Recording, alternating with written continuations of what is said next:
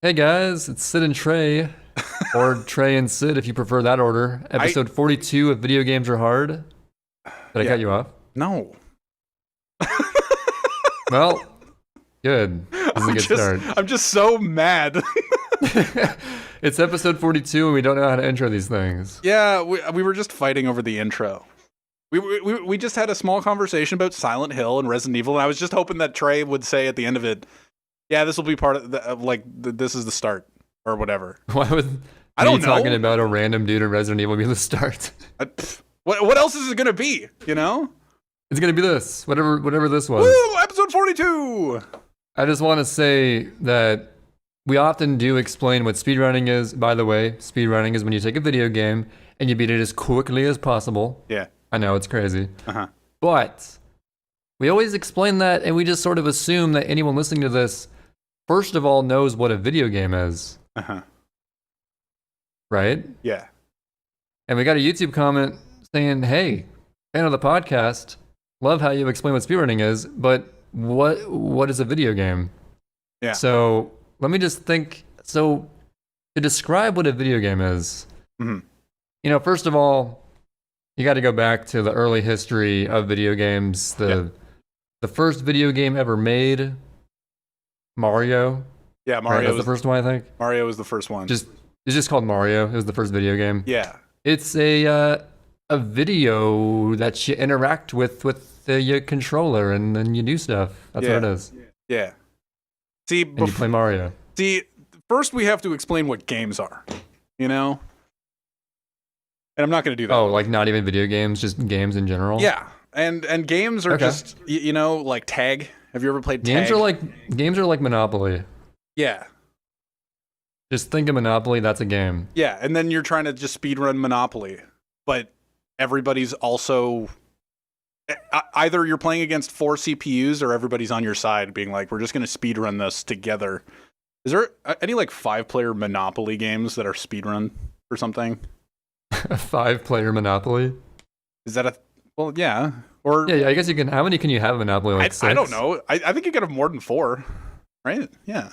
Yeah, I guess... Can you? I don't know how many... There's the iron. Let's just count how many characters there are. There's the iron. All right, there's the dog. There's the top hat. There's the boat. There's a wheelbarrow. The thimble. That's 6. Oh, the thimble is iconic. Yeah. Yeah. Maybe it is a 6-player game. The car. Neither of us said car. So yeah. Are there any Canada specific pieces I don't know about? The beaver. No. Oh yeah, we don't have that one. We don't have the beaver. I would play the fuck out of a beaver. That's all I know. Either way, hopefully our explanation of video games has caught up everyone to speed. Yeah, just Monopoly. Just think of Monopoly. I was a car man when I was a kid. Oh, dude. I think I would main the thimble and just like put it on the end of my pinky. Be like, yeah, look at me, yo. Yeah, but then it's not on the board. And then you get your one stickler at the table that's just like, hey, we need to know where you are for some reason. Well, when I move my piece. Yeah. Yes. But anyway, another thing I want to just open up with is that my apartment's falling apart. I heard about this. We got like multiple inches of rain within the 1-day span here in buttfuck Kansas. Woo! And my apartment, I thought it was pretty structurally sound. It's a very old building, but it's held up. It's gotten renovated, all that stuff. But the ceiling in my bedroom, I have a 2-bedroom apartment that I live alone in just because there were no single-bedroom apartments available when I moved in here. That being said, it's Kansas, so cost of living relatively low. Yeah. So very affordable. But the bedroom that I happen to sleep in, not the one that I don't use, the one night when, the rain was sort of trickling off, it was finally coming to an end, I noticed some dark spots on the ceiling forming, which is never a good sign. It's like, well, that can't be good. No. But then I came back to my room a little bit later, and there was not just dark spots, but a huge, maybe yard to yard and a half long streak going by. And it wasn't just like a, not just any old dark spot streak. It was like my ceiling was becoming 3-dimensional. It was like caving out by about a centimeter. Yeah. And I realized that I'm intermixing metric and imperial units, Yeah. but just bear with me. Yeah. I noticed that. But yeah, my ceiling started like popping out, essentially. And I was sitting there looking at that like, okay, either the rain is causing this or there's a demon in my ceiling trying to pop out. Either one. Whichever's more reasonable. And then when I'm about to go to bed that night, I'm getting ready for bed. I actually notice water droplets coming out and dropping onto the floor below. Yeah. Thankfully, it wasn't over my bed. It was directly next to my bed. So I wasn't sleeping under the fucking water hitting me, thankfully. So I put some towels by me, and it was fine. The next morning, it stopped dripping. But I looked up again, and my little divots coming from the ceiling was no longer just what it was. It was actually starting to like make this huge crack. A crack was forming. So, yeah, it's just getting worse. And then I come home from work that day, and the cracks expanded, and you can... All I'm saying is if it rains again, I'm probably screwed. So, But you have somebody coming to fix it. theoretically, I called up the apartment leaser, owner, giver, dude, person. Landlord? Landlord. That's a good name for it. Landlord. And he's like, yeah, we'll send someone by whenever they can. Have you considered changing bedrooms? I'm not going to move my entire bed. Okay. Because I have a queen size bed. That shit's not going anywhere, yo. Okay. All right. Fair. Understand that. But if it does rain again, I'll just have to set up I don't have any buckets, but I theorized the trash can strat. Yeah. That could work very well. Is it just like a big round trash can, or is it just like a standard kitchen I've got a couple can? of trash cans. I've got like fairly decently sized ones and like some smaller ones in my bathrooms. 2 bathrooms, by the way, for no reason. I only ever use one of them. Nice. So yeah, that's going on with me, and hopefully my apartment doesn't completely fall apart. Yeah. I've had a lot of experience with... Well, see, yours is a rain issue. Whenever I'm fixing ACs, I'm not an AC repairman, but I have in the past had to clear out cloggage from ACs that have started to drip. You're a man who repairs ACs, but not an AC repairman. No, I'm one of those guys that's just like, hey, can you try to fix this? And I go, okay, I will go up this ladder to this area that nobody ever goes to and is precarious, but there's an AC unit up here that is now clogged, and I have to blow it out and all this stuff. But I am periodically that guy, and I had to do that like a couple weeks ago. It's funny that our issues coincide. So, but then again, like I don't know, every now and then, I feel like a year and a half ago I've had a similar issue where it's just like there's ceiling tiles in this store that I periodically inhabitate. Is that a word? No. Inhabit. There we go. Inhabit. Yeah, that makes a lot more sense. Inhabitate. And I don't know, the AC units, there's 2 AC units in there and they periodically leak, and I've had to blow them out twice or multiple times and just unclog them, take them apart, blow through the tube, put them back together. Not too difficult. Then bail out the AC unit. Yep. And bail it out like in Sea of Thieves. Yeah, like in Sea of Thieves. See, that was what I was picturing in my room. It's like, yo, if it rains again, better be Sea of Thieves in my room, yo. What's that term that you use the bucket and you empty your ship of water? I couldn't think of the term bailing out. I was like, you get a bunch of water out with a bucket. Yeah. Whatever that's called. But yeah, I actually had to do that like a couple weeks ago, and or like a week and a half ago, and I have to check if it's starting to leak again, which it probably won't. But it's funny because you mentioned the big crack in the ceiling, or the big dark protrusion. Yeah, the protrusion. That's the word I was looking for earlier, but I couldn't think of it. And I noticed the ceiling tiles. It's underneath the AC units. There's shitty like school ceiling tiles. And Wait, you have ceiling? Oh, like the tiled ceilings, yeah. I see. And just like the shitty school tiled ceiling. Like in my school, I don't know if America's different, but I'm assuming you had just like shitty school ceiling tiles. Oh yeah, like my work has that too, where it's just the squares and and you can the lift them strips up that go on top of. and you can lift them up super easy and all that. Yeah, see, my apartment has the only type of ceiling worse than that, which is popcorn ceilings. Yeah, that sucks. So I got a popcorn ceiling that's falling apart. I'm about to get popcorn everywhere. Can't wait. You can't have helium balloons in your apartment. It's very sad. Oh, does it pop it? Yeah. Damn. It's like a big ish with I mean, thankfully, 5-year-olds. Isn't helium running out in the world?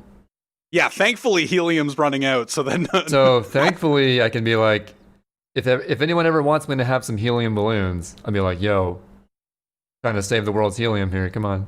Yo, I have popcorn ceiling. Thank God helium's I running have out. 2 excuses to not have helium balloons in my house. Anyway, well, what's your other excuse? What's your other excuse? The world's running out of helium. Oh, okay, all right. Other than the popcorn thing. I thought it was just like I hate helium balloons and I have a popcorn. That's my third excuse. Okay, never mind. I don't hate them.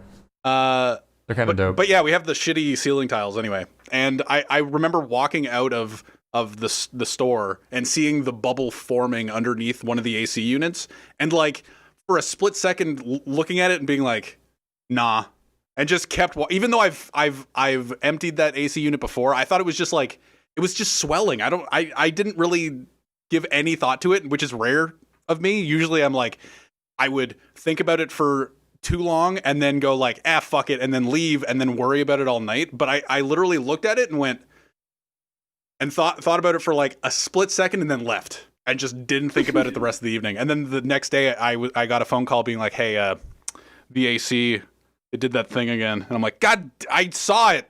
I could have gone up. Like when I got there, the ceiling tile had broken apart and they had the big round outdoor garbage can inside to catch all the leak. And that's gonna be me if it rains again before that guy comes. Yeah. That's why you gotta have garbage cans on deck. Dude, I wouldn't give a shit if it was in the other bedroom that I don't even use except for storage. But you'd tell it's my bedroom. Like, hey. I could get rained on when I'm sleeping. Yeah, that would suck. That wouldn't be good. But yeah, that's my story of randomly AC units doing that. But yeah, hey, welcome to Video Games Are Hard. It's episode 41. Hey, let's talk about video games. I've been playing a lot of Double Dash. Cool, that's nice.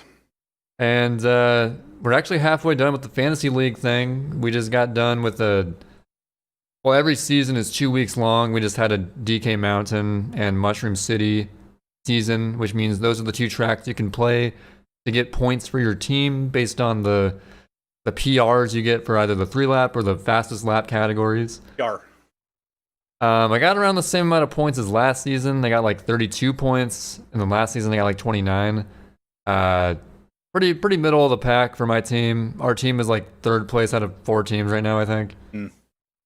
But we're hanging in there. Everyone's pretty close. But Double Dash is a really hard game, I gotta say. Yeah, from the very short experience with Double Dash, I can agree with this. Like when you start out playing it, and you're really putting in time, you're investing yourself, and you're learning the strats, you're watching videos, tutorials, and whatnot, you can pretty well see the improvements you're getting. Like, okay, if I just do these mini turbos in this pattern, and I drive in a decent line, I can get these PRs and, get an expert, maybe a hero time if I commit enough time. But it gets to a point eventually where you get to like the mid-level standards, like higher hero and lower titan and beyond, where it's like, damn, man. Like every time you play, you genuinely can't even tell if you're improving or not. Mm-hmm. Or it could just be like, Double Dash does this more for me than literally any other game I've ran, and I've ran like 7 games in the past. What? Where you absolutely have to be feeling yourself. Like to some extent, you gotta be like feeling yourself to hope to get a PR that day. Because I'll have days where I know, like, okay, my hands are not working properly, I'm dropping more MTs than usual. No matter how long I play today, I am probably not gonna get a PR. Like I've had those days where it's like I'm gonna grind Peach Beach for 5 hours, and I'm probably not going to get anywhere, but, it's a bad day. But Yeah. then you have those good days where things are just like clicking all of a sudden, and you're actually like getting multiple good pace runs, and it's just weird because when you play like a game like Sunshine, pretty much any day, of course, you'll have your days where you're playing worse than others. Any game can say that. But with Mario Sunshine, you can at least play to your level competently enough, no matter what the day is. If you just like warm up a bit, then you go into it, do some Delfino free running, then you're like, okay, I'm good to go. Double Dash, it's like, I made the mistake last time I streamed where I was kind of in a hurry to get the stream going. I didn't have much time to stream. Like, yeah, I'll just put on a stream, see if I get any runs going. But the thing about Double Dash is that if you start streaming and it's one of your bad days, it's not going to be a fun stream. No. Because you just know, like, okay, I'm not going to get anything going. I'm just sort of wasting these people's times and blah, blah, blah, blah. The only thing that I think of in regards to that, where it's just like you say Mario Kart Double Dash, you need to be in the groove, so to speak. Whenever I'm playing badly in Sunshine, I think of that day where, or I don't know what day it was. It's just like, oh, the day that this happened. But like Bouncy Boy got a record, like in the 116s or something way back in the day, when like the run before he got like a 120. It was like a shitty run before, and he was just like, I'll do one more run, and he got the world record. And it was just like, oh, so Mario Kart Double Dash, you can't do that. Well, it's weird. Like, you can get bad runs, but still feel like you're playing well to some extent. I don't know. It's weird. Like, before I do any more Double Dash streams, I have to like play the game for about an hour to confirm that it's one of my good days, and then I'll start the stream. That's insane. It's a hard ass game, man. And some people just pick up the technicalities of getting consistent and fast mini turbos faster than others. I feel like I was not given the talents of being good at mini turbos, but I'm pushing through anyways. Got to get the points for my teams in the fantasy league. I don't know if I'll commit to the game again after the league's over. We got 4 more weeks. Actually, they're announcing the new tracks for season 3 in a couple of hours from when we're recording this. Pretty excited for that. Maybe we'll get Rainbow Road or something. Baby Park. It's gonna be great. Dude, Baby Park will actually be insane because the way they have it set up, so you get points depending on how many standards you cut, and like each new standard like adds on the total points you get. Like, let's say you cut 3 standards, you get the points from the first and the second and the third added up together. Yeah. And Baby Park Flap, which as we all know is the 8-second IL extraordinaire, we're not even using the regular standards because they're kind of broken, and we're actually, this Fantasy League thing is sort of a test run for potential new standards to come through on the overall rankings at some point. And we actually, for the most part, fixed the BP flap standards, which means I no longer have a free God plus 10. I have more like a myth something or other. So if BP comes up, you best know I'm going to be grinding an 8-second IL for many, many hours. Great. I love There's a lot of potential points to be had there. If I cut 0.1 seconds, that could be 50, 60, a lot of points. Is what I'm getting at. That sounds disgusting. But that being said, I'm kind of a sucker for that category. Even though it's just 2 solid corners with mushrooms and some mini turbos, it can be quite addictive. Yeah. Surprisingly. Yeah, I don't know. From my little experience with Double Dash and my Super Mario Sunshine IL stuff, I'm not, like I've said in the past, I'm not a big fan of the really short ILs. And stuff like that. Except for Box Game, right? Except for, you know what? In 2015, Box Game was my jam. Box Game was your shit. That's even shorter than BP Flap. And nobody has beaten me at Box Game the way it's supposed to be done. In the RTA method, yeah. Yeah. Nobody has beaten. Sure, you do it backwards, fine. You beat me by 0.3 or 4. Who cares? You know? We're talking to you, Luigi. And Oat, I think. Somebody. Oh, Flicker, yeah. Yeah. But yeah, I'm not I haven't been a big fan of those in a while. But I don't know. Double Dash is just like a different beast from any other speed game. Well, it's not. I haven't played it enough to know like, oh, if I'm playing well, blah blah blah. Because I don't know, I have shit times. But whenever I play Sunshine and like have a really bad run, and I would like to still continue, I still try to. Like, it is funny, I've never talked to you about it, but I always do think back to that day where Bouncy Boy got the record after having a bad run. Like, that periodically goes into my head. I'm like, yeah, okay, this can be a good run. Like, it's happened in the past. I don't know. Yeah, you just gotta have a good mentality. Go into every run being like, there is an equal likelihood of PBing this as any other run I've ever done. Yeah. You have to have a good mentality. Dude, today I had a really bad mentality. We literally just talked to a dev about how much more likely you are to PB with a positive mindset. And it's even though everyone knows that advice and wants to follow that advice, yeah, it is the hardest advice to actually put into practice. It's so cheesy. It sounds really cheesy, but it's so true, and yet it's so hard to follow. Dude, I don't even know if I want to say the thought out loud, but I was playing Sunshine this morning, and I had 4 hours of time this morning to stream Sunshine. I was just like, I haven't streamed since like Tuesday or Wednesday or whatever. I haven't done a run, and I was like, okay, I'm just gonna sit down, and I have 4 hours. Maybe I can reset a couple times and then do a run. And I reset. I think I did the beginning like 6 times, but the important thing is I played for like half an hour, and then I just thought a really unhealthy thought where it was just like the thought exactly was, so I played 96 shines. I'm in second place by almost 2 minutes, and Guy 2308 has the record.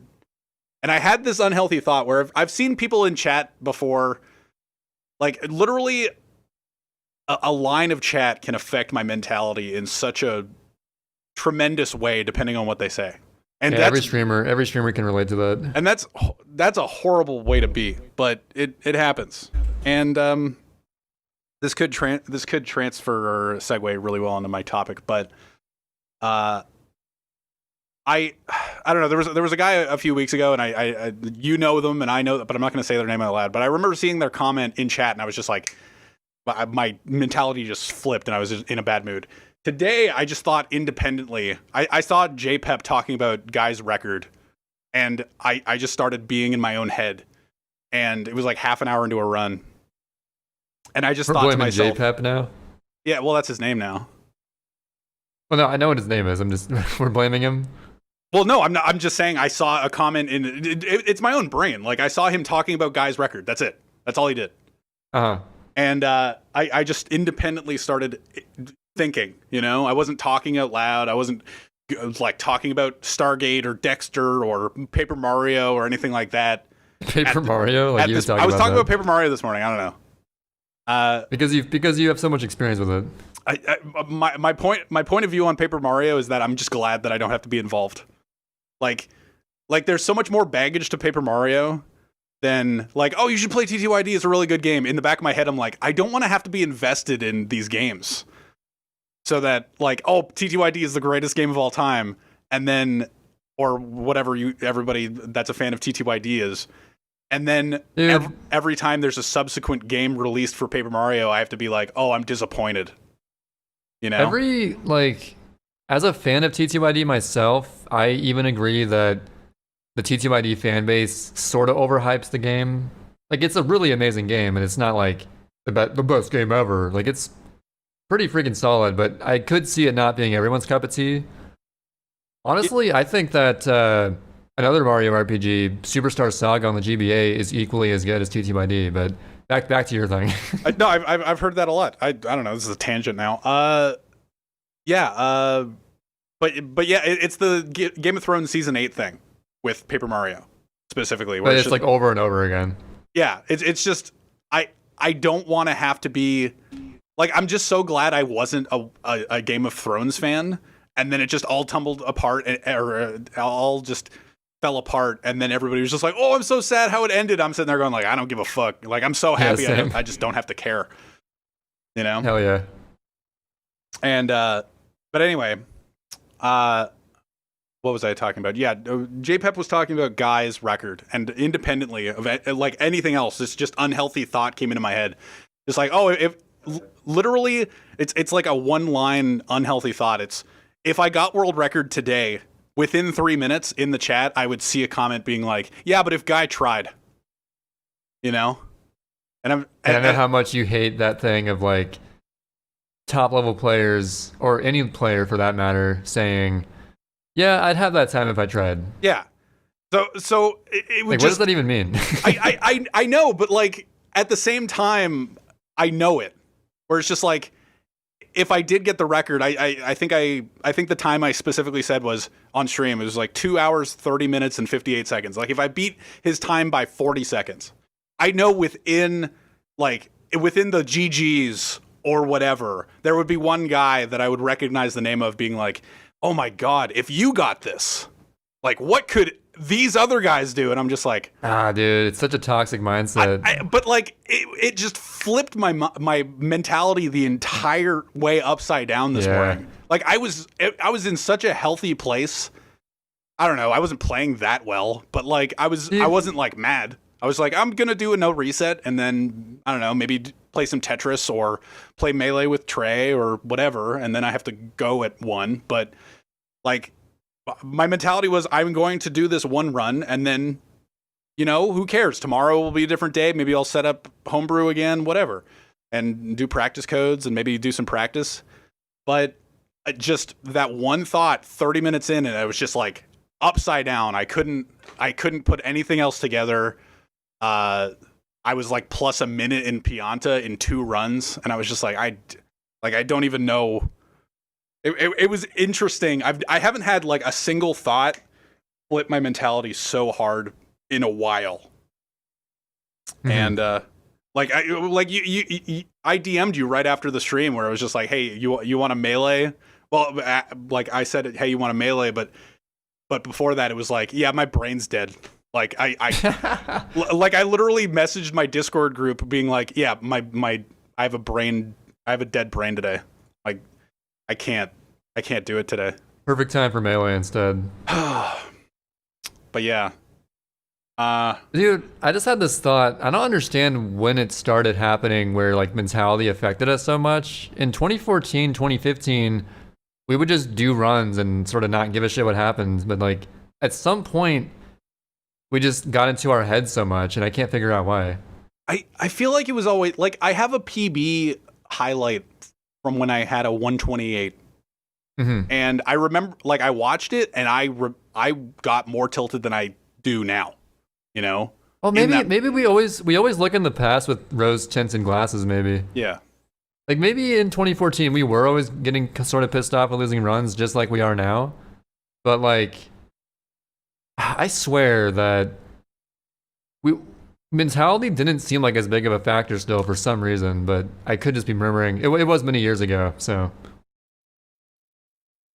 I just felt like in 2014 we would just do races, we would just have a good time, just do runs, whatever, not worry about the outcome so much.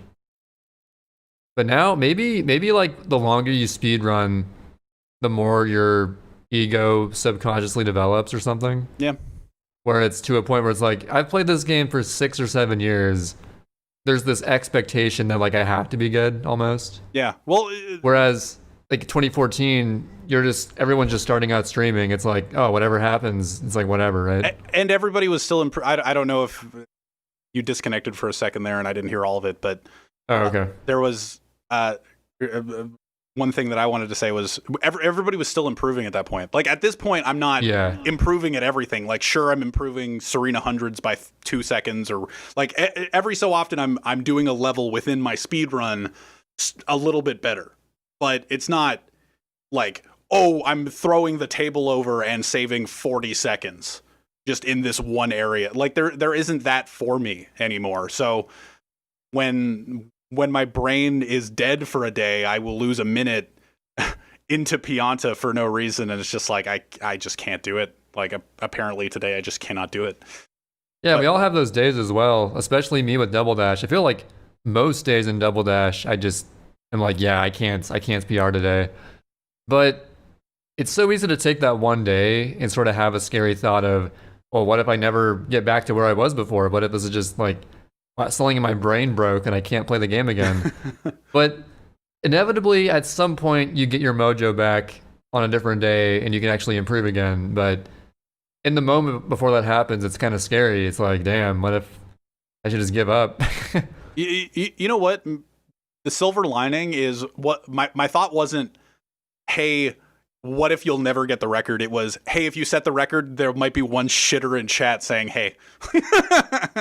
Yeah, so, I know exactly what you mean. It kind of sucks. But. Yeah, but like, I don't know. That's a somewhat more positive thought than like, hey, maybe I'll never get the record. Instead, my thought was like, yeah, sure, you'll get the record, but like, who, some people might not care. And it's just like, now that I'm saying it out loud like that, I'm like, yeah, okay, like, who gives a shit about that? But it's just like, I don't know. It's just the phrasing, the phrasing my internal Twitch chat had, where it's just like, ugh, gross. Yeah, I think that people who don't play a certain game or just sort of watch a game, everyone loves to speculate, right? Yeah. Oh, and this is a brilliant transition into Mango uploading a certain video that both of us watched. Yeah. That sort of, it was a really good video, but in some ways he was like sort of exaggerating because, you know, it's a Mango video. He does what he wants. Whatever. He's Mango, dude. But it was the video where he was talking about how Hungrybox is being a baby for like, what did was HBox like threatening to quit, or what was it exactly? He was saying he was gonna retire from online tournaments.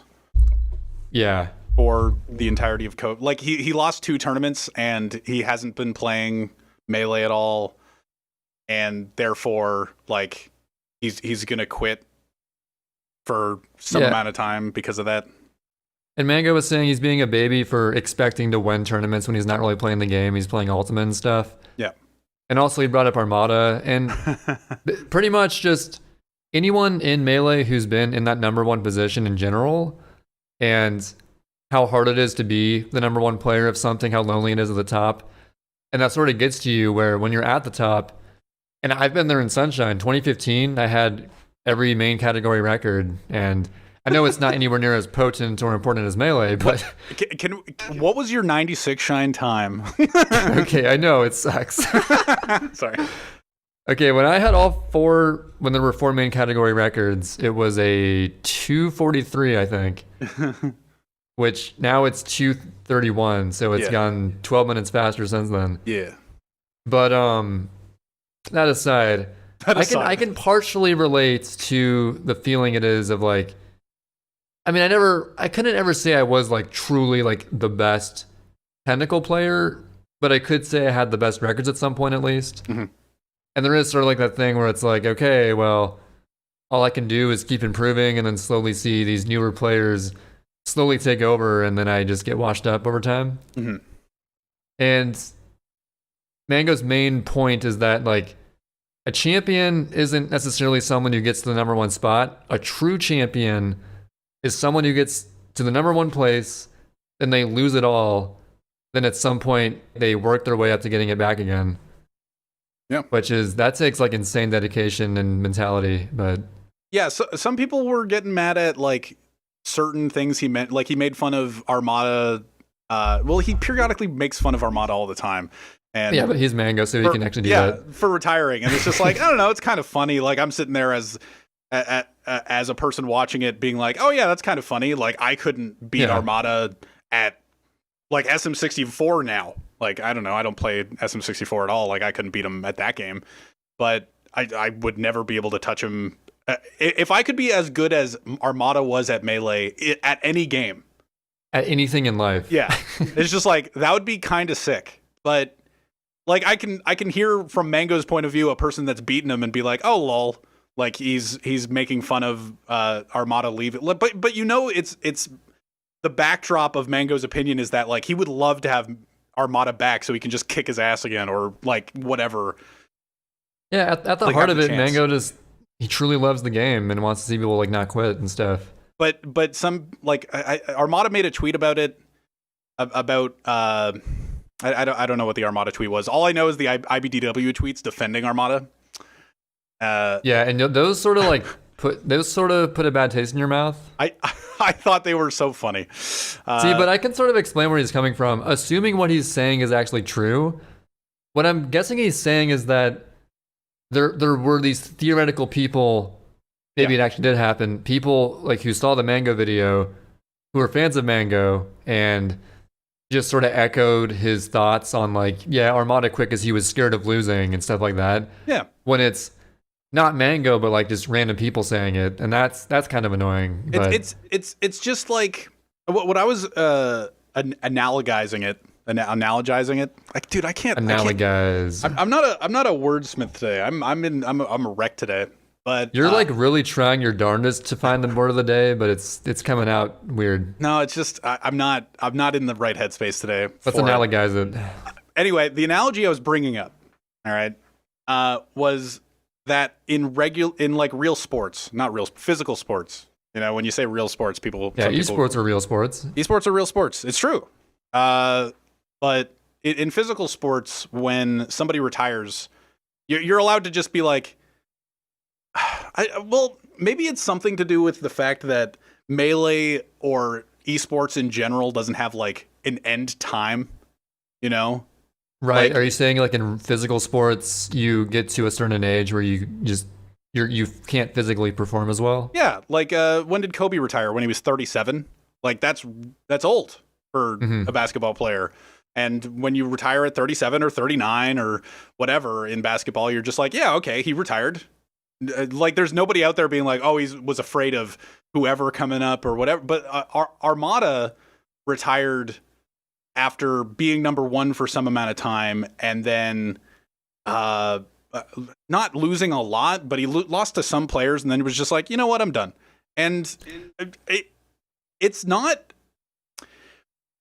my take on the IBDW tweets or just anybody saying, hey, you shouldn't talk shit about Armada or anybody or have conversations about the scene in general. I'm sitting there going like, but don't you want people to be like fans of things? Like, don't you want people to be like, oh man, if Armada via 2012 and PPMD via 2024 got on a team together, man, those team dynamics would be like that. That's what everybody talks about. Like Michael Jordan, I don't know what the fuck PPMD in 2024 will look like, or probably Armada back in 2012 was dog shit and compared to a lot of things today. But anyway, like people go like, oh, LeBron James and Michael Jordan, if they played together in their primes, like that would be insane. It's just random speculation on like maybe in today's era where like social media and everything's so pervasive, TikTok's being banned. Oh yeah. And like I never used it, but yeah. And everything about like that kind of thing where everybody's like interconnected. Armada does a Twitch stream every day playing Super Mario 64 now, or periodically Melee. Mango's live streaming. All these esports personalities are streaming. Pokimane, is she a esports personality? I don't know. Sure, why not? But like they're all so accessible. And for like when somebody speculated that, oh, this person retired in this sport because they were afraid of this person coming up the ranks. Like if you apply that to any physical sport, you could sit there and be like, well, if the guy that he's talking about read it, like he's allowed to be mad at it, but they acknowledge them as these transcendent beings. And I don't think that's unhealthy. Like, sure, they're a human being, and Armada's sitting in Sweden somewhere practicing, I don't know, TTC 100, and maybe, who knows, and that's fine. But there's also some dude in South Dakota. Is there a South Dakota? There's a South and a North Dakota. All right, there's in South Dakota sitting there talking about how shit Armada is, even though he has, I don't know, a Fox that goes 0-2 in his local scene before COVID hit. And I don't think it's that unhealthy. Like, sure, IBDW can be mad on behalf of Armada's thing. Like, in general, I don't think it's cringe or anything, or I'm going to use the word cringe in a. I don't think it's so much attacking the scrubs who are like shit talking Armada that theoretically exist. Yeah. It's more so just enforcing the idea that Armada was like insanely good and he's not like quitting because he was scared or anything. But I don't think anybody thinks that.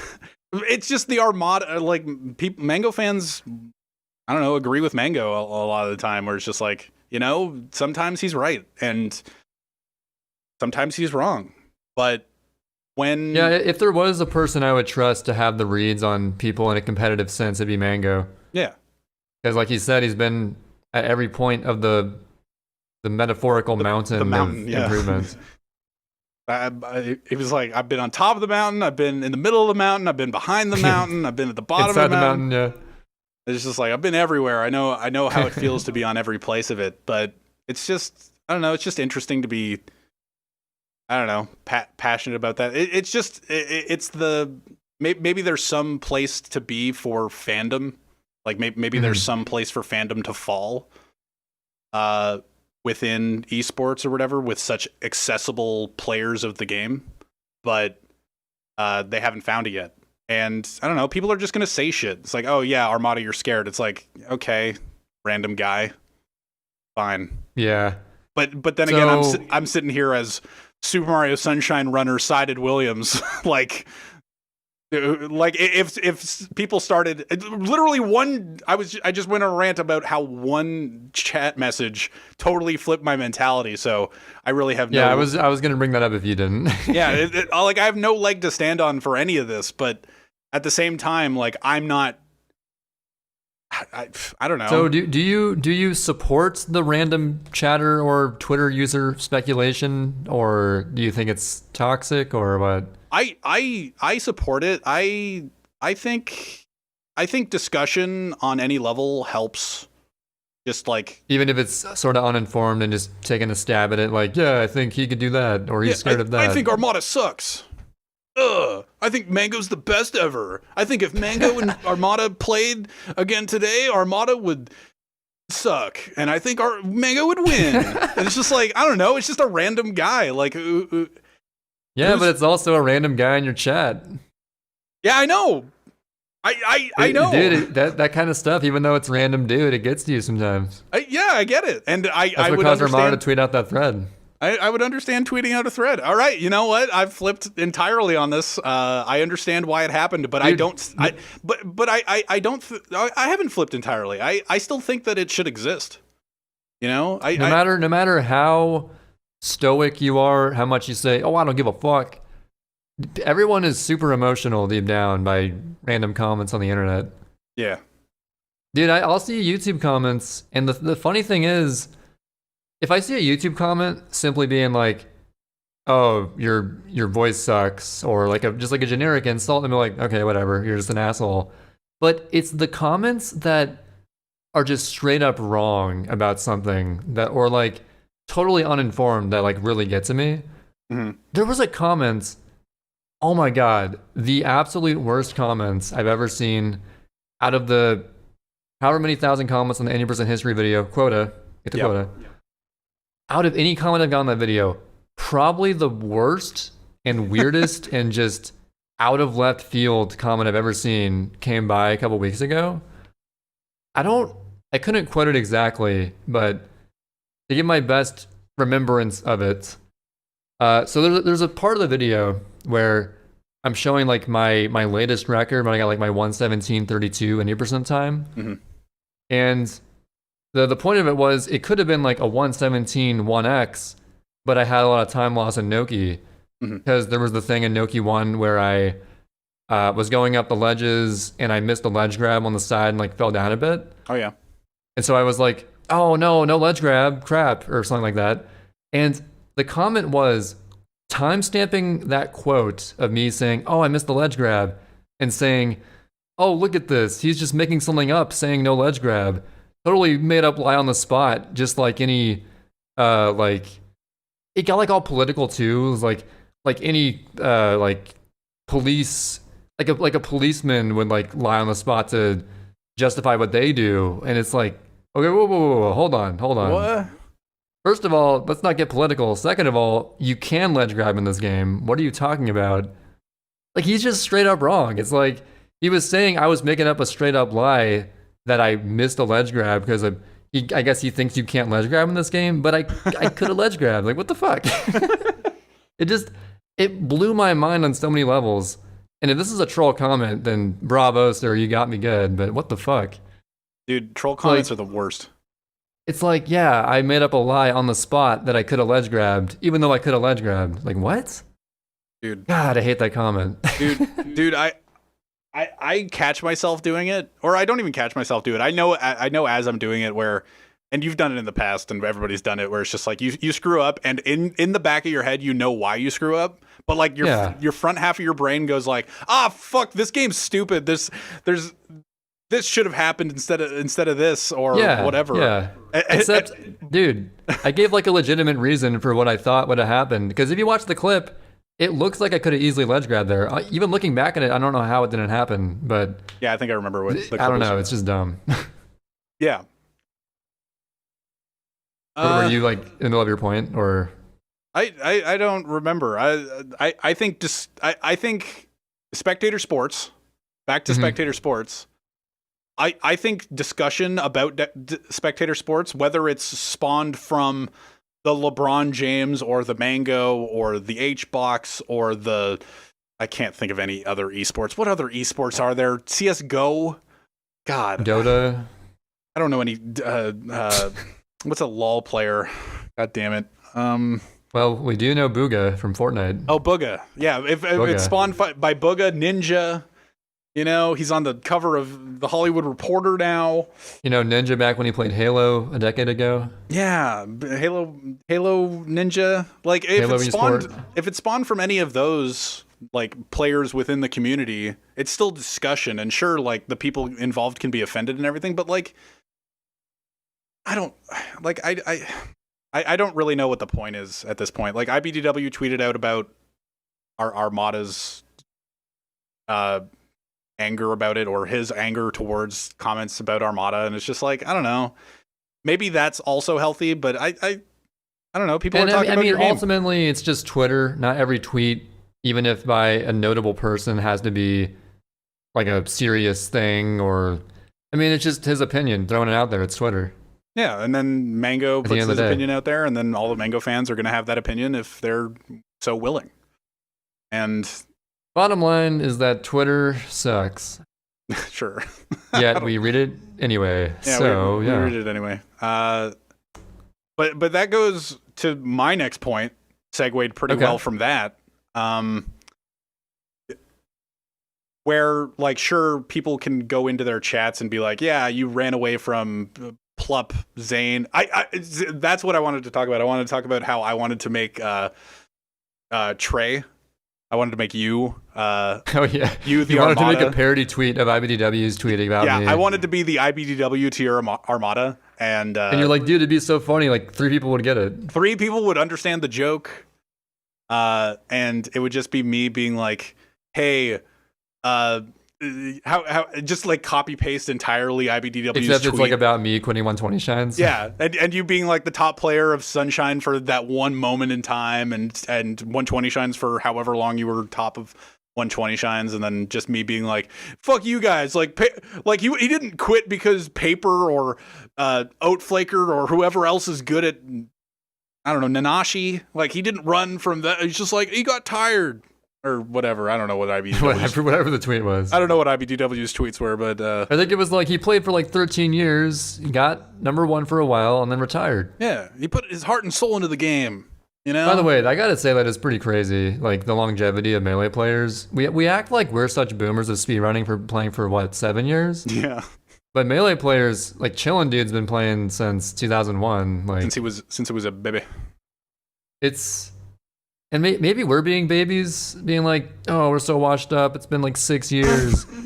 But in all honesty, I just straight up don't have motivation for Sunshine right now. That's just how it is. I'm playing it. You're playing it. I'm not motivated. I'm playing Double Dash and getting my one day a week where I can actually get a PR in something. But yeah. So my segue was, Like sure the like the Armadas and the IBDWs and whoever of the world that would have random people in their chat being like, hey, you ran away because Plup, Zane, and Leffen were getting good, blah, blah, blah. You're just scared. What's funny is that it all comes from people actually wanting Armada on some level to come back, which is funny. Oh, I think everyone wants Armada to come back.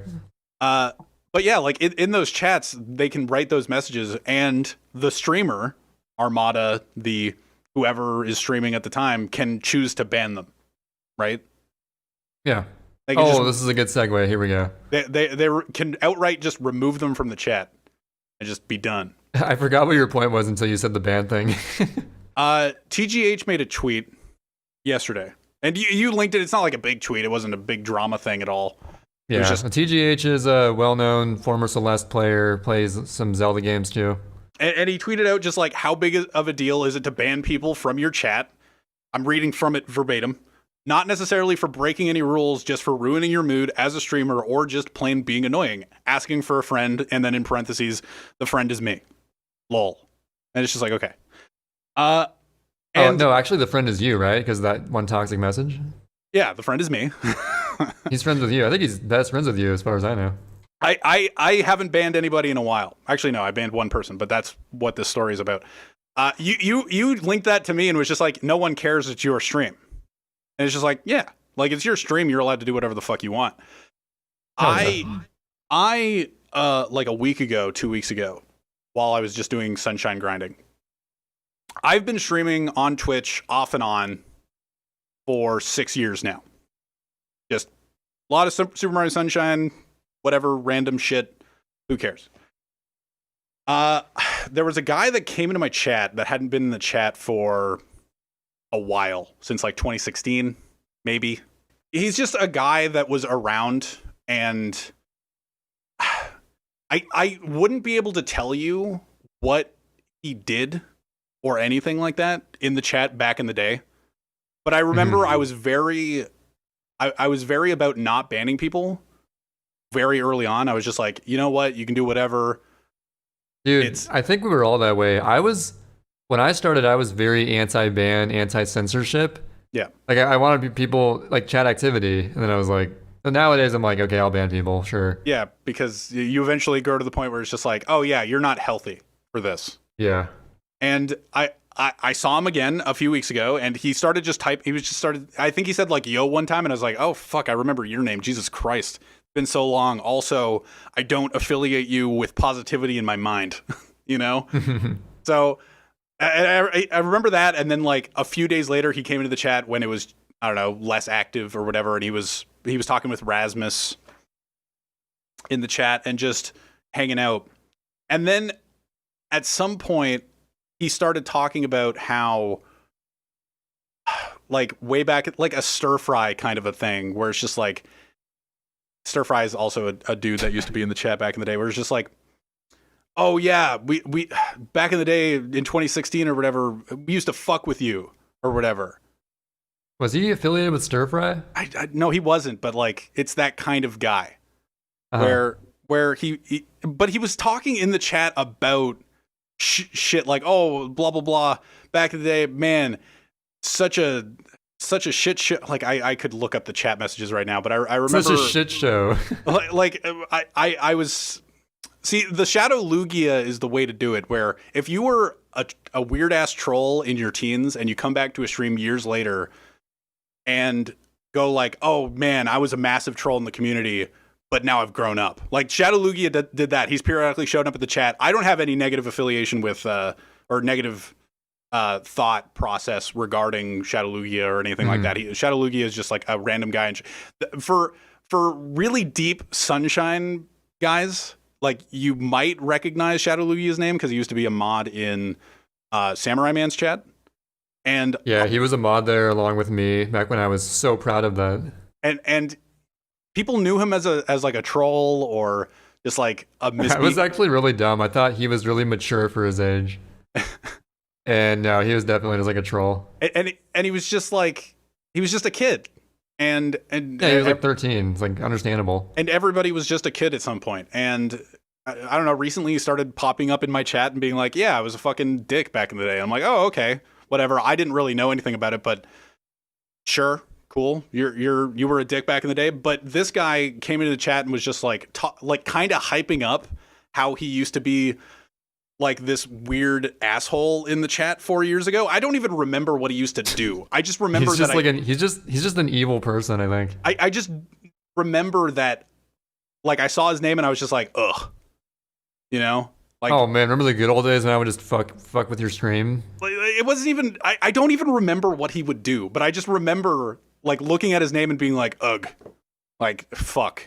There's definitely a couple of those names that if they show up in my chat, I'm like, man, I remember you. It's I don't remember good times associated with you though. Yeah, I just remember your name and I don't think it's a good thing.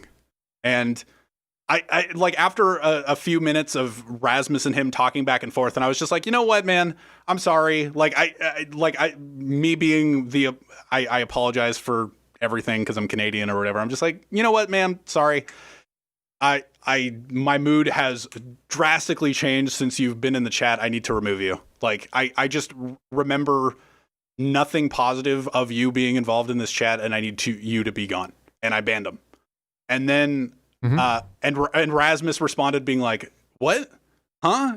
And because Rasmus started being in the chat later than the guy that I banned. And I was sitting there going like, yeah, I explained myself thoroughly. I was just like, I essentially explained all of this, where it's just like back in the day, he was just talking about himself positively, about his weird ass trolling he used to do in the past. Sure, he's not doing it right now, but also I don't remember him in a positive light, and he's not apologizing for it. So it's like that's a lot of red flags. Yeah, it's like this weird middle ground of like, what the fuck is going on? And and I'm just like, he's not apologizing, but he's not doing anything bad. But he used to be like a nuisance, but he's not. Whatever the phrasing is, he's not acquiescing to it or whatever. That's the word of the day. I don't think I used it right. Whatever.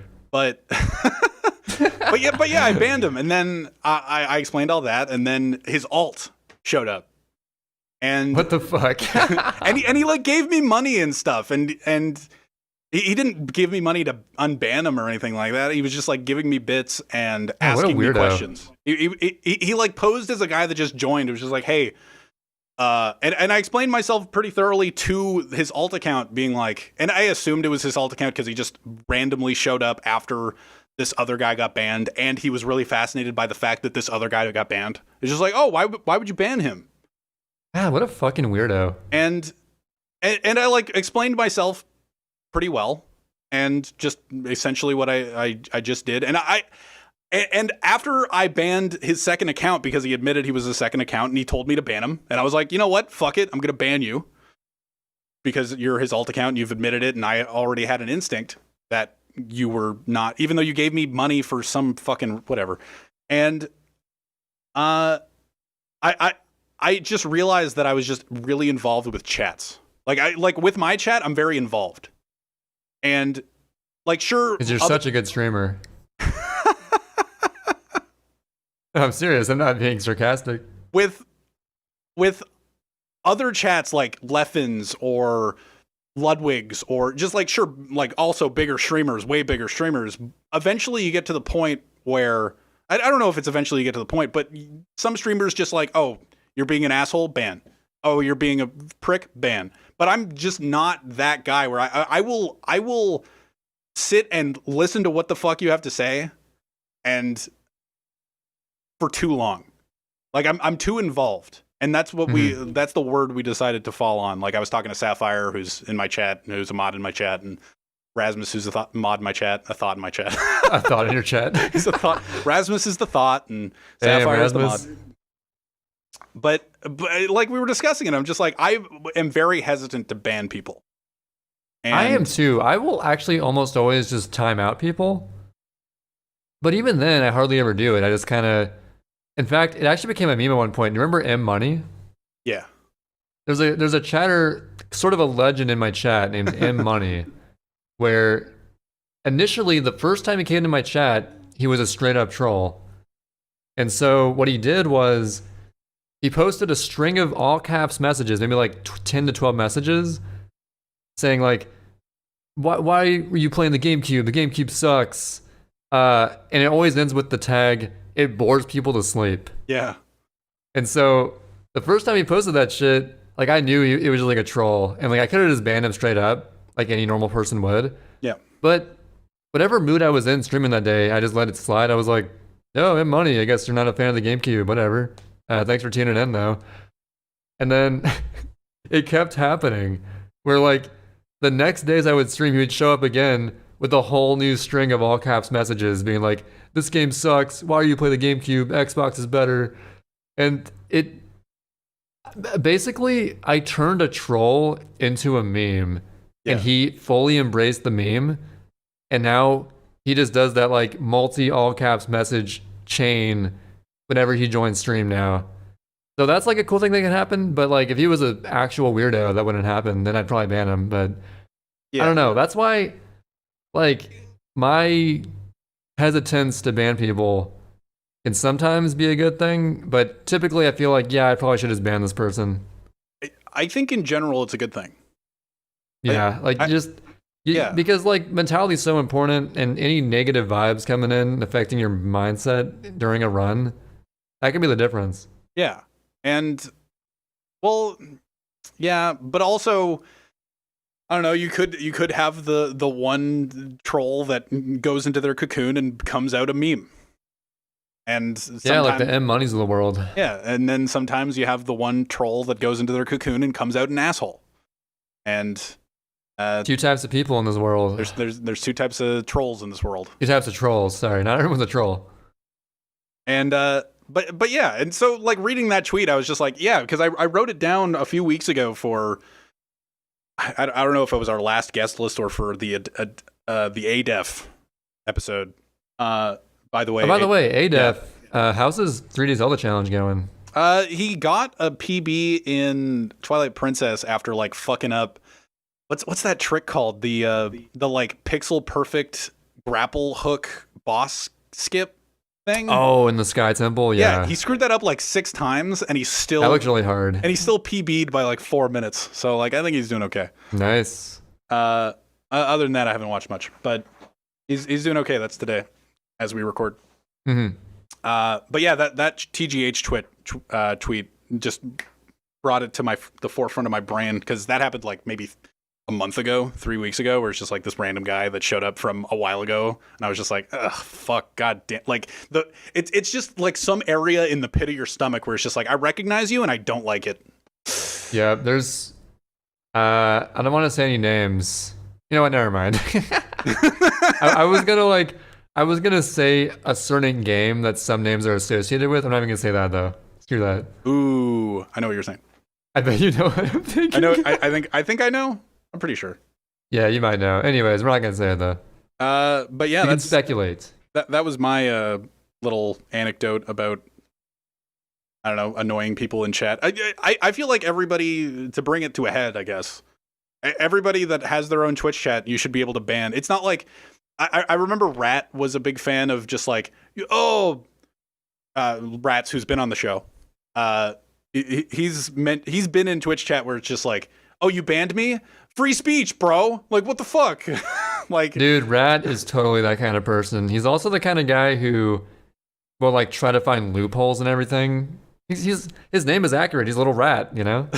But he makes sick layouts and he has sick editing skills. So we love you, Rat. I love Rat. Rat's I love him as a friend. He's a great guy, but sometimes he just tries to troll a little bit too hard, you know? He's the troll in the cocoon that came out the meme. Yeah, he's got trolling in his veins. Like, he can't help it. And but like I feel like anybody in their Twitch chat, you can control it whatever way you want. Like if you ban too many people, like I would assume that eventually people, if you're not that big of a streamer, people will be like, oh, so if I say anything, I'll just be banned. Like I feel like that's in the back of my head all the time.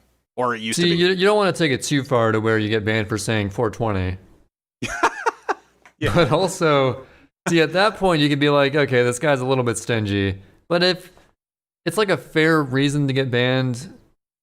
I mean, people aren't really going to care. It's your own chat. I think it's fine unless you have like only one viewer. Then it's like, okay. Well. Yeah, I've turned the corner on Nocturne.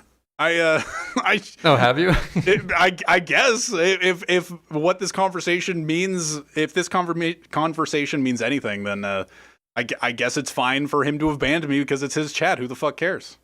You know? Dude, you have come full circle. It's God, like we were whatever. for the longest time. It's just like, bro, why would you ban me for that? But it's his chat. It doesn't matter. Yeah, you know what? If I come in at the 420th star or shine or star, it's star. Of the 602, which is 4 3D Mario games, 100%ed back to back. Yeah, if the 420th star is gotten and I say 420 or 420 blaze it, I think twice or 3 times, and I get banned, you know what? That's your choice. I guess Maybe it wasn't even the message itself. Maybe he took 3 in a row messages as spamming. I don't think I did it like so like emphatically 3 in a row. I think I posted it once, and then like 5 messages later I said like something different. But like I'm not trying to justify it. It's over. It's all done. It's over, man. I would love to be able to, because back in the Twitch chat replay doesn't exist for that old or that long ago. I think like before 2016 you can't see replays of chats. I think I've gone to see if it had existed, but no, it doesn't. And I would love to know what I wrote, but it was something along the lines of 420, just 3 times. But that's fine, whatever. And before it was like 420 suck my dick, 420 suck my dick. God damn it! Well, this guy's kind of a troll here. We gotta ban him. This guy's insane. This guy's really losing his shit over 420 stars. Holy crap! This guy should be removed. So yeah, I think that's the big theme of this episode is just getting. How should you view speculation of random people's opinions, and how should you react to random bullshit in a chat or on Twitter? And I think the answer that we've come to is we don't fucking know. Nobody knows. Humans are weird and always evolving and all that stuff. Well, also everybody's different. Where it's just That like, too. where it's just like I'm sitting here being like, you know what? You're allowed to You're allowed to make this weird ass speculation about Armada leaving Melee, even though it seems to have nothing to do with running away from other top talent. But at the same time, I'm like, fuck you, random people in chat. We're all hypocrites is the bottom line here. You know what? At least we're admitting it on some level, I guess. But see, it's okay to be a hypocrite if you're honest about it. That's what I'm saying. Yeah, I'm a hypocrite. Whatever, man. Maybe the messages affect me, but they shouldn't affect him. Yeah. he should have a thicker skin. Like I don't have, but he should. So yeah, develop a thicker skin, man. I don't have to, bro.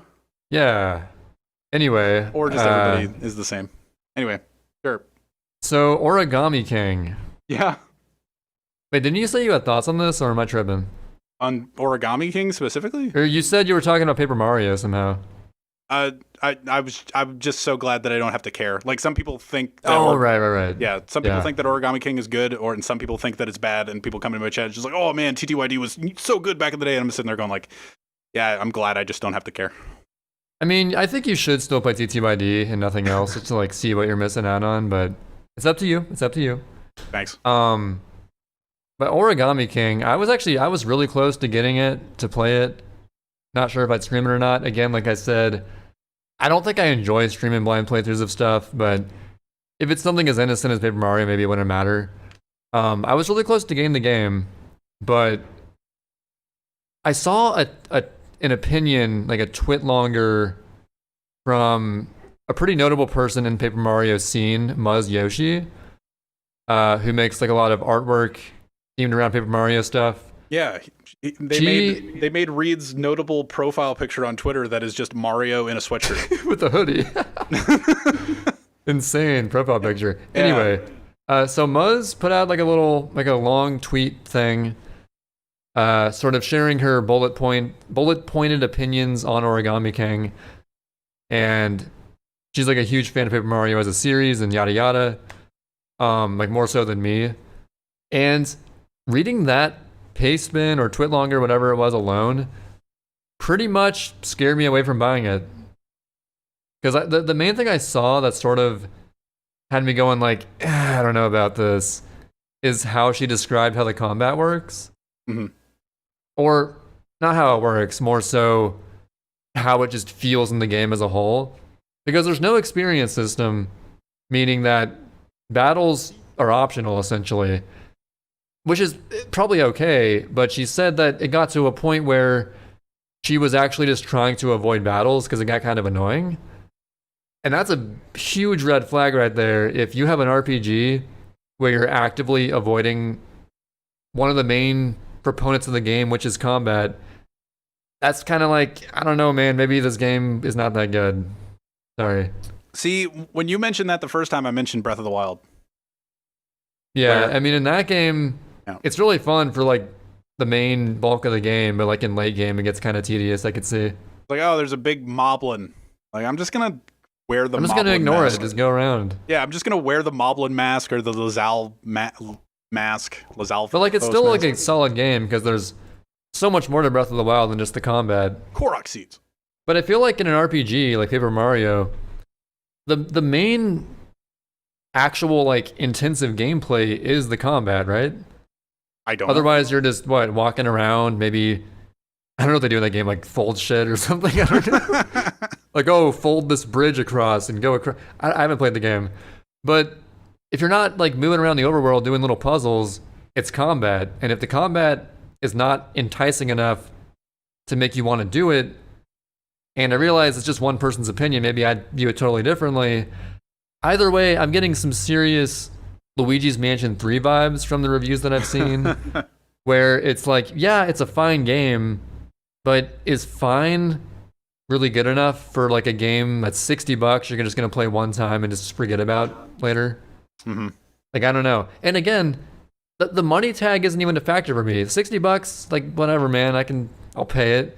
The thing for me is the time investment, because you got to invest time into that shit, and it's an RPG, so like, it's got to be like at least 20 hours of potential gameplay there.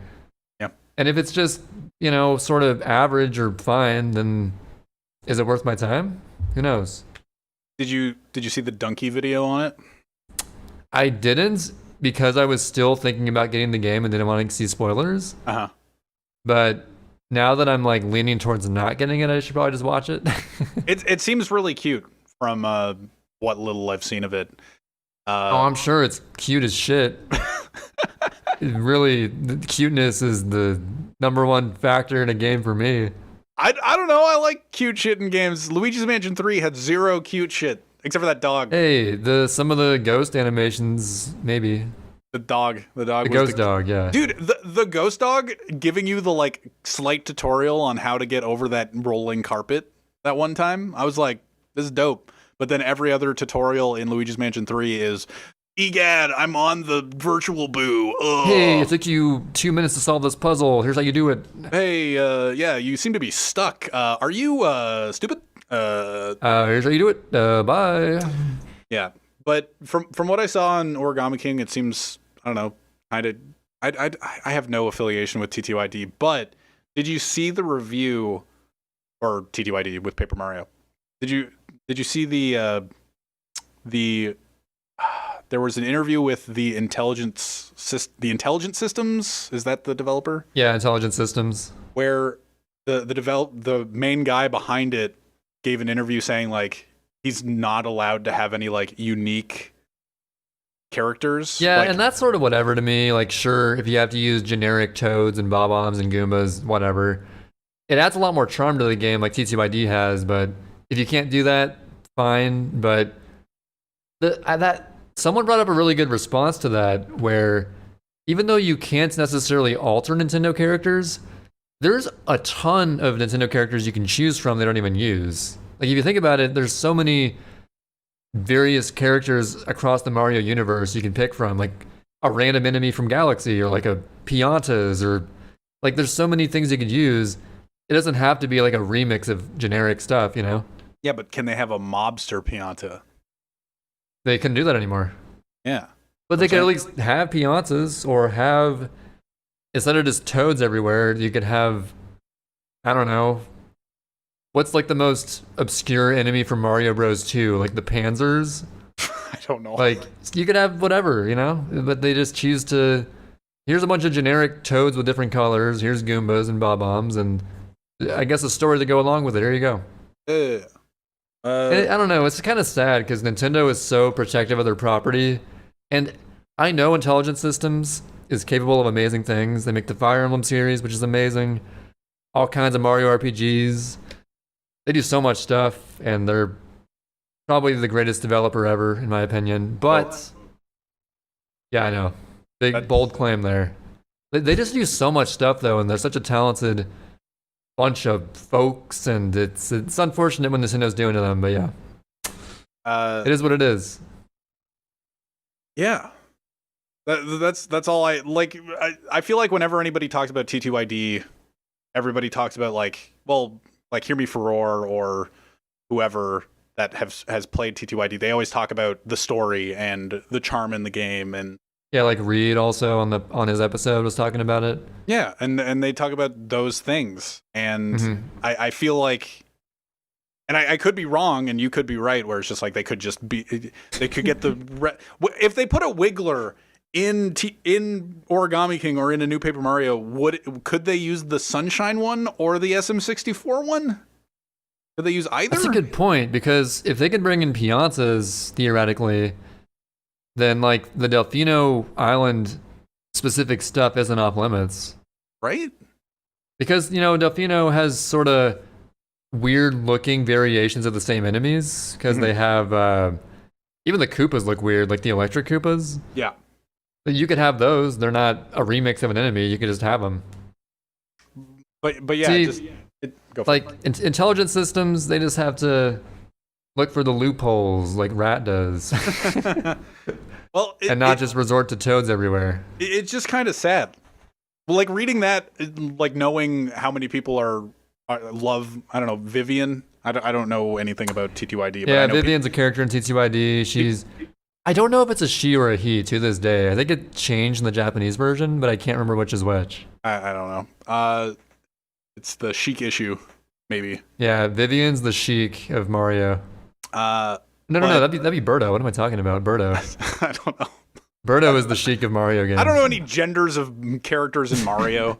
What gender's Mario? Except for Mario. I know. But you don't know Luigi. Oh shit. No, I don't know what Luigi is. Luigi is a very mysterious person. Yeah, I'm not going to make any assumptions. I'm not making any assumptions. And dude, have you heard Luigi when he dies in Melee? His voice goes pretty high pitched. It could be anywhere there, honestly. Who knows?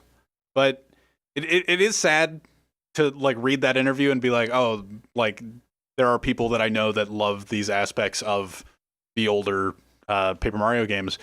But it's the only time and not that it's a good thing. I say but as if it's going to be something good, but it's the only time I've heard of Nintendo being referred to as like Disney-esque with their property. It's very strange too, because Nintendo themselves, when they make a game of just like a new Mario game or one of their mainline things, their key fundamental purpose when they make a new game is to bring something new to the table. Yeah. They'll always have some new gimmick. Like Sunshine, you have Flood. Galaxy, you have not just motion controls, but all kinds of like the spin move. And the reason they quit making F-Zero games, supposedly, is they felt like there was nothing they could add to the table with GX, because I guess GX was like the perfect game. Dude, Mario Kart Double Dash, F-Zero GX. Dude. With like 2 racers. I mean, they already had like an F-Zero track in Mario Kart 8. I don't see why not. Yeah, that's what I'm saying. But yeah, Nintendo's underlying principle is always mixing up the gameplay in a little way to like create a whole new way to play a game, or just make the game feel different. Yeah. So it's ironic that they're just restricting so much freedom to the character usage of Intelligent Systems for the series. Yeah. And I know it's not like core gameplay mechanics, but NPCs and just the characters in the game in an RPG is arguably one of the most important parts of it, because it's an RPG. People as I was saying, people love TTYD for the story. There are a lot of games out there that people love not for the gameplay. Like Last of Us 2, even though love it or hate it, Everyone hates the game, right? there's a story that people either attach to or detach from. And like, there's nothing about Last of Us 2 that's groundbreaking. Like, sure, it looks nice and the story's good, but like mechanically, it's just third-person shooter with up-res graphics. And you're right. Like, Nintendo doesn't put out like every game like that where it's just like, oh, we're gonna put a third-person shooter and we're gonna make it look better, you know, and maybe put a story in the background. I was trying to think of Nintendo third-person shooters. All I can think of is Metroid Prime or Metroid Other M. What it's the Star Fox. Any Star Fox game. There you go. The Mario Party 5 kart game. That's a third-person shooter. I think I remember that one. Yeah, I was a Luigi man in Mario Party 5, and I would make a cart and I would roll around and just face CPUs because I don't know. You don't have when you're the youngest child. There's not a lot of older siblings that want to play Mario Party 5 with you, and you don't often get a group together to play Mario Party 5 go-karts. You know? This doesn't happen. No, dude, I think I've said this before, but like I and none of my friends had a Mario Party game. I just had I had a Mario Party-less childhood. I only had the one. I only had Mario Party 5. But I did, and I had that one story however long ago on the podcast where I kept renting Mario Party 1 because the fucking dice block beside the Mario Party 1 3 on it. It says it has a 3 like right beside Mario Party, and then it's a dice block with 3 on it. And it's just I checked the box art out. I could see why you got confused. Yeah, it's for an 8-year-old, that is confusing AF for sure. It was confusing for me looking at it recently. But yeah. Paper Mario. Yeah, that's Paper Mario. I'm leaning towards not getting it, but who knows? Maybe I'll just buckle down and get it someday. I have this like part of me that wants Paper Mario to me to just be like, it's as good as TTYD, and this is like the seal of approval, the seal of quality for this series, and no other games exist. Because I feel like my world's better that way. But maybe I'm just being dumb. Who knows? See, I don't really care like that much about my view on the series, so I don't see why I care, but whatever. It is what it is. Speaking of Paper Mario Origami King, Tetris 99 is having a Maximus Cup. It's going to be done by the time this posts, but if you play Tetris 99, there was a theme for Paper Mario Origami King. Oh my god, I'm playing Tetris again. And I've been playing it, and the music is good. I think the music from Paper Mario that's used in the Tetris theme is kind of fun. Oh yeah, actually, that's one of the few things that Muzz praised was the music. It's sick. It's weird. Playing Tetris, and there are some themes in Tetris 99 that just don't have very impactful sounds for certain things. And I feel like for the Paper Mario, it's my weird. This is my analysis of a theme in Tetris 99 corner. But wait, hold on. What did you think of the Xenoblade one?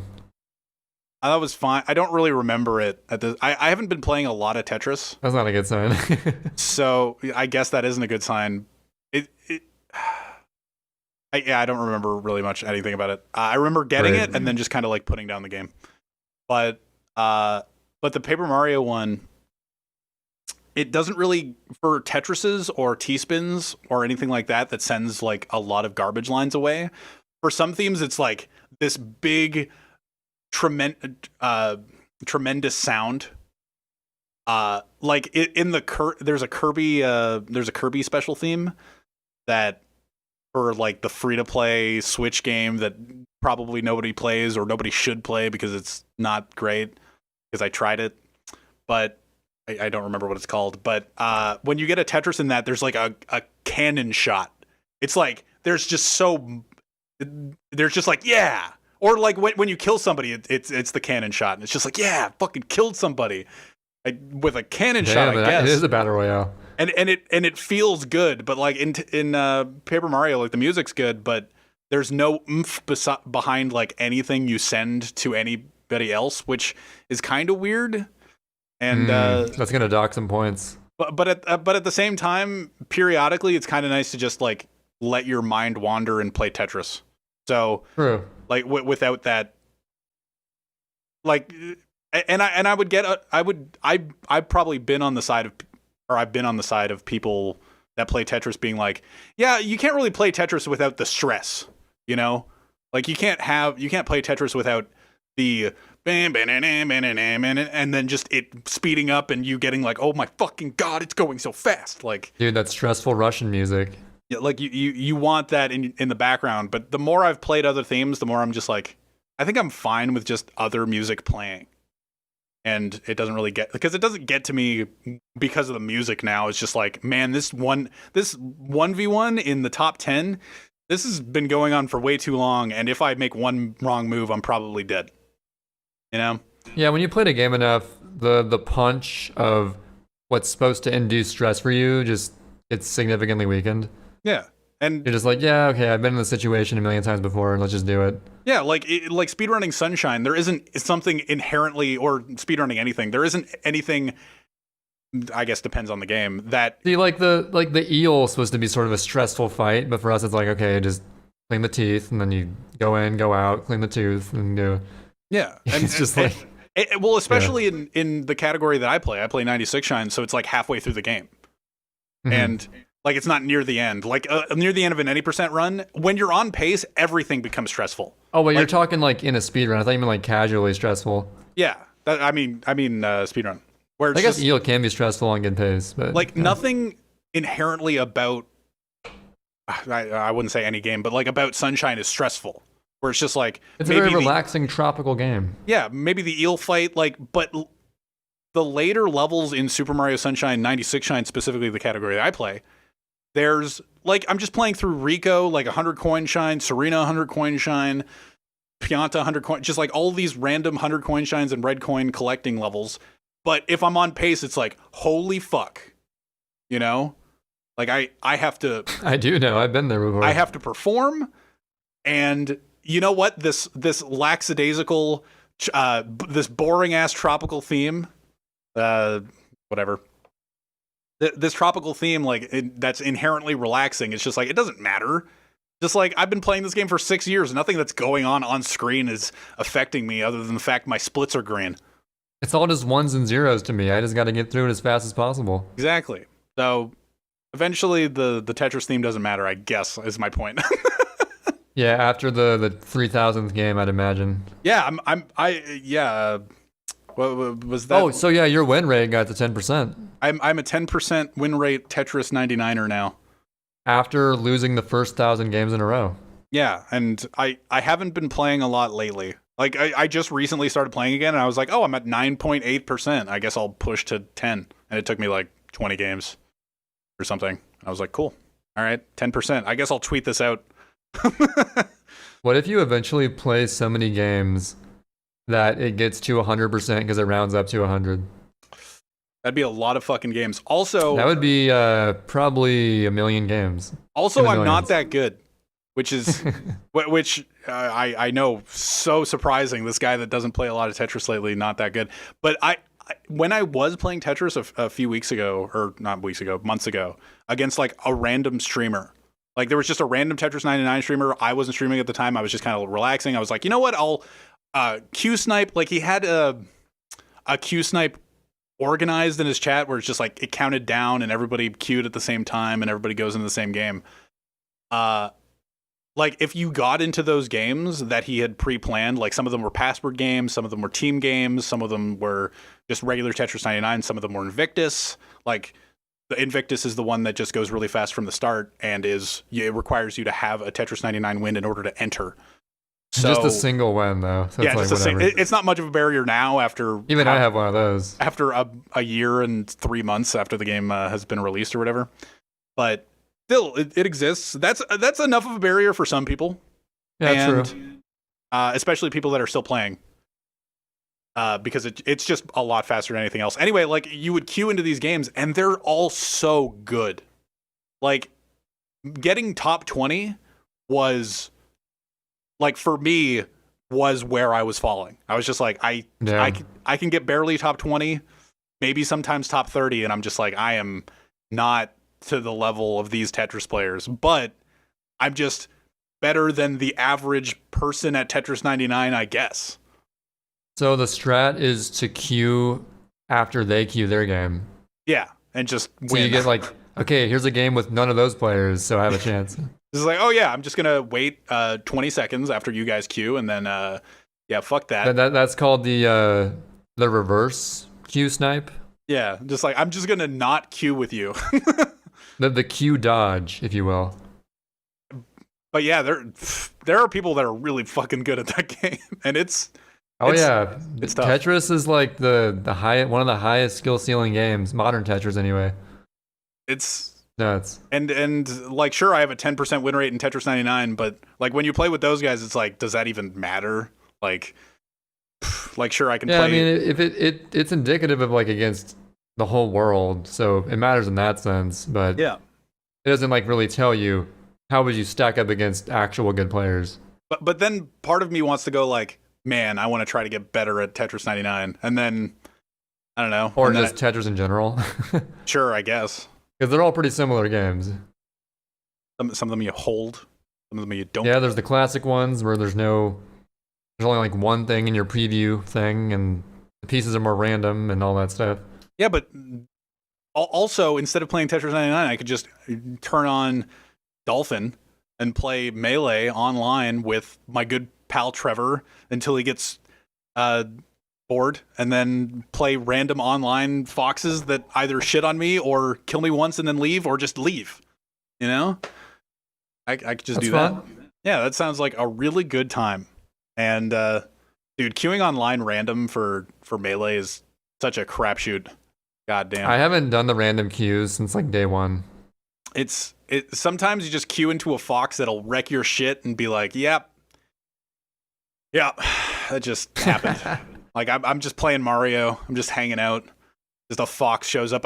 Like Falcos are the worst. God damn. You just queue up against a Falco and you're just like, if you're any good, I lose. Like this is just horrifying.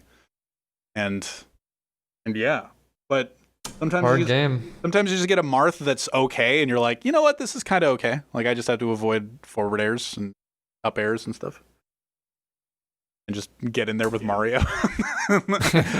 I love playing. Getting in as a Mario bro is no simple task. I don't know. The other day, I think somebody was it T King, like one of our friend groups. Somebody asked just like, are you considering playing anybody other than Mario? I'm like, no. Like I don't know. No, of course not. We're gonna play Mario. Fuck like you. no other. Like Sheik is kind of interesting to me, but at the same time, I think you could have a good Sheik. Your Sheik was beating my Sheik. I've been having a lot of fun with Mario. Periodically, I do run off the ledge and throw a fireball or nair and just die. But other than that, it's fun. Like I'll go out there and try to kill Trey, and then I'm just like, God damn it! I could have just stayed on the ledge and won.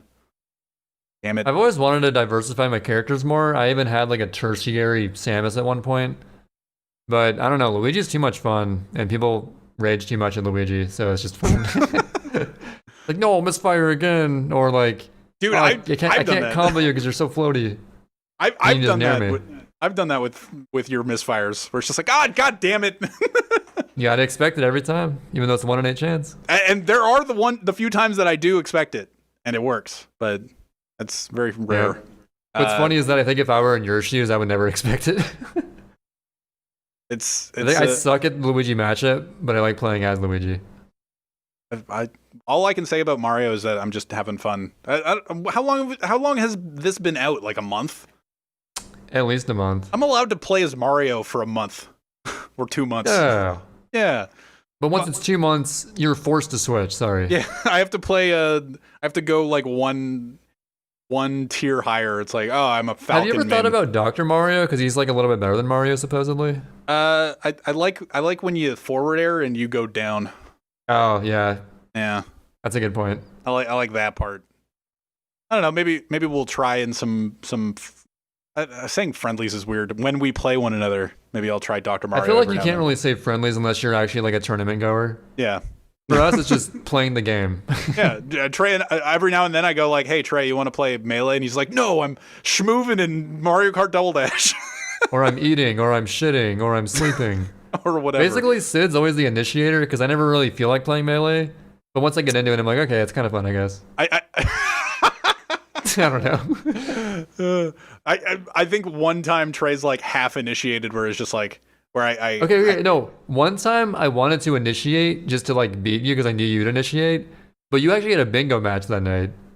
yeah. So the one time I initiated, we couldn't even do it. So I was like, okay. There was one time I initiated and you were just like, I was just about to ask, and I was like, fuck yeah, let's go. And then we played Melee for I think we've only ever played Melee for like an hour and a half. Dude, an hour is my limit. At that point, I just get like so mentally fatigued I can't play anymore. God damn. See, the way I play Melee, I'm strongest at the beginning of a session and I get weaker over time. Because like my brain's like so refreshed going into it. It's like, oh yeah, I'm gonna like set up this combo here, you know, defend. I can like sort of read what he's doing. But an hour in, I'm like so just brain dead. Like, yeah, I'm just gonna autopilot, whatever. I feel like I don't think about anything that hard. Like I read a roll in every single time. Okay, I've been getting better about that. Well, no, I not that I'm right. I will always if Trey lands. You've conditioned me. You've conditioned me. if he lands and rolls in, I will be there to hit him with an up smash. But if he's not, if he rolls away or techs in place or just stands, like I'll be just gone. Like I'm like, oh, you're rolling in. It's like, nope, he's still over here. So Yep.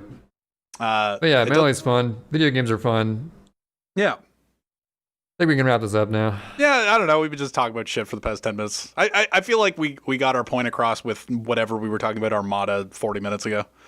Yeah, whatever. I don't even know what it was. It was just Armada. Yeah, it was pretty much. That was maybe pretty like much some mango sprinkled in there, some IBDW.